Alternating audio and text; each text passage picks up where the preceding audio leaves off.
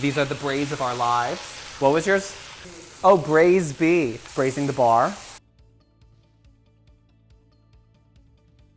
Hi everyone, I'm Jay Cohen, editorial director here at Feed, and today I am sharing all of my secrets on how to make a perfect braised brisket. I have a 7-pound brisket here that I cut in half, mainly just because look at the size of this, look at the size of my pan. I want to make sure that I have enough room to get a nice sear on it. This is like your one time to really build flavor and get that beautiful golden crust before you braise it. Only thing you need for brisket is salt. I don't even use pepper when I'm searing it just because I want to kind of really pull out the flavors of the meat as well as not burn anything in the pan, including black pepper. I'm going to take a lot of salt and I'm keeping all of the fat on. A lot of this is going to render and then we're going to take it off the next day. And then the rest is just flavor. Keep it on. Live a little. Treat yourself. I'm going hard on the salt. This is 7 pounds of meat, so don't yell at me that I'm using too much.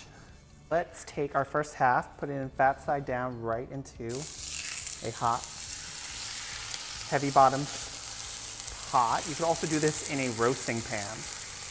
Or let that render out, get nice and golden and delicious. I'm gonna add some more salt.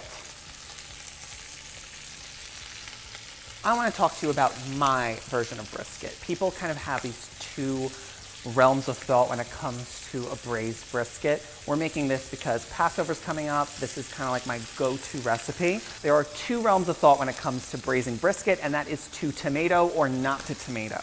I am team tomato. That's what my family has always used. I grew up with it. Some people don't use that, but do it kind of more so braised with either wine or stock and keep it, I don't know, Irish stew-like, which is, to me, blasphemy, but if that's how your family does it, power to you. This is the way my family does it, and it's absolutely delicious. Another secret, when you have something so large that's gonna, like, there's a lot of fat in there, so if you are picking it up with tongs and lose your grip, it'll splatter and you'll get burns. Like, honestly, this burn is from Purim. It's from oil splatter with brisket. It happens. Using 2 tongs is like a key way to help because you can grasp it here, grasp it there, flip it over.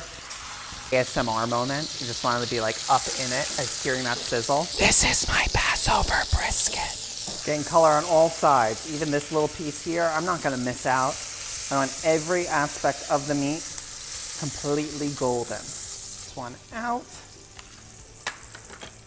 We have our brisket seared. Now let's go into the next step. You want to take a look in this pot. We have all of this rendered fat, we have the oil, we have all that fond at the bottom, and I'm immediately going to add some aromatics. So this is 3 yellow onions thinly sliced, 5 garlic cloves smashed, and a pound of mushrooms. So I am stirring this up, and I want it to start to pick up some of those brown bits at the bottom of the pan. This is all about umami. It's a balance of like sweet, acidity, savory, saltiness. How many braised puns? Braise the roof. These are the braids of our lives. What was yours? Oh, yeah, a little Josh Groban. You braise me up. Braising the bar.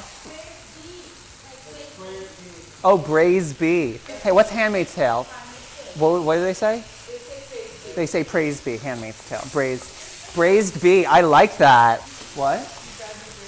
You drive me brazy. Look how caramelized these onions are. It's cooked down like crazy. We're ready to deglaze. I've got my soaked shiitakes. These were dried shiitakes I reconstituted in boiling water. So I'm gonna dump it in, mushrooms and liquid. And we're gonna use this to pick up all of the brown bits at the bottom of the pot. I'm going to season it with a bit of salt. I'm gonna add 4 cups of crushed tomato, and then a cup of chicken stock. Oh, it smells so good. I'm gonna tuck in our brisket.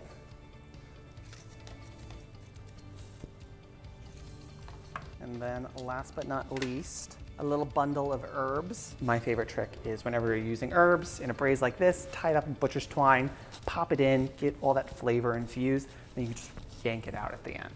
The braise is always better 1, 2, even 3 days after it's cooked. We're at a simmer, we're ready to go. I'm going to cover it up, pop it in a 300-degree oven for 3 hours until it's tender. Then we're gonna cool it completely and chill it in the fridge overnight. I will see you tomorrow.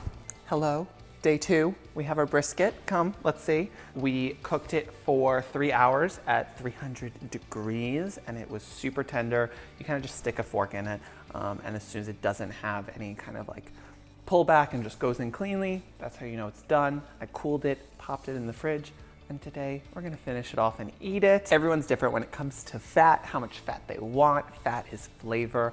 I enjoy it. That being said, most people in my family are like scooping off and blotting. So let's talk about what you can do with this beauty. All this orange stuff at the top is the fat. So you can really just kind of go in with a spoon and get it off. That's kind of one of the benefits of chilling it overnight, is it separates and all the fat rises to the top. Let's get out these herbs. Look how easy this is. Remember, I always say, wrap it up in butcher's twine and then you can just pull it out and we don't have to be fishing for time stems. So another reason you want to chill it is it's going to make slicing so much easier. If you tried to slice it hot, it's going to kind of shred up and you're not going to get those beautiful slices that you want in brisket. We're slicing across the grain. So if the grain is going this way, we're going to slice like this. And I like thicker slices. Come up here. You have 2 parts of the brisket, and if you're typically going to the butcher shop, you might not know to ask for a brisket that still has the decal on it. So there are 2 parts. This is the flat, this is the decal. The decal is the top part of the brisket, and it's a bit fattier. So tender, so delicious. Definitely ask your butcher, try to get the whole brisket and not just the flat. A little snacking piece for me. I love cold brisket. These make the best sandwiches. Here, and then we're gonna add the sliced brisket right back in.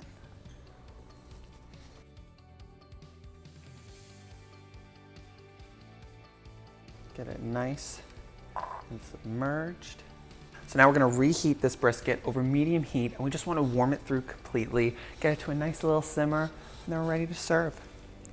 We just warmed it through completely. The sauce is thickened up, and we have these nice, perfect slices of tender brisket.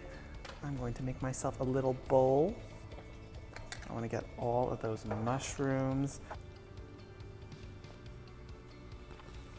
The umami flavor from the mushrooms is so powerful. Come on, what could be better than a perfectly braised brisket? You better head to thefifi.com, get this recipe, and I'll see you next time.